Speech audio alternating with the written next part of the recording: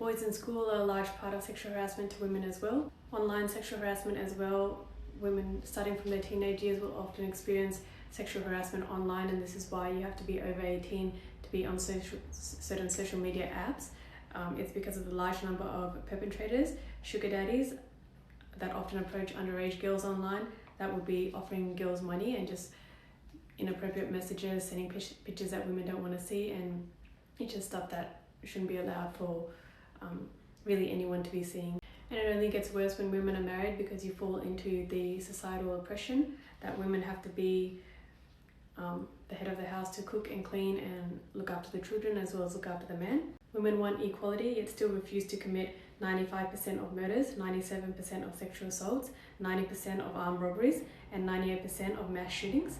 And wasn't there also a rape academy that had 62 million men take part? So when we're asking who the bad men are, they're all there, they just didn't get arrested. And I think men know that women nowadays don't want to be getting married, because women know once they get married, not only will they be having the baby, they will also be looking after 90% of the marriage.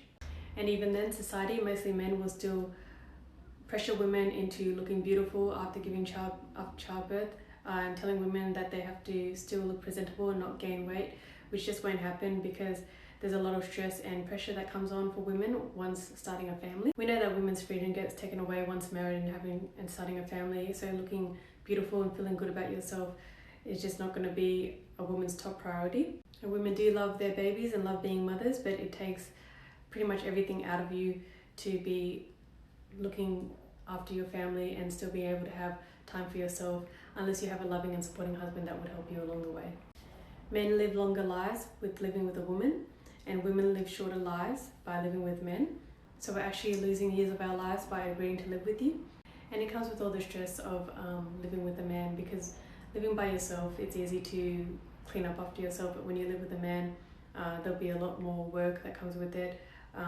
And not only that, there's also, in some cases, verbal and emotional abuse as well. So just as I mentioned before, women give birth, so pretty much have the same power to perform God's miracle by creating a living person with a soul, conscious mind, body and brain. If this whole world were to come together, we wouldn't be able to create a single fly on our own, but we look past the woman's miracle that's creating a human life every single day. If it's a man's own kid, you think that they would be wanting to stick around and look after the kids, but there are just so many deadbeat dads.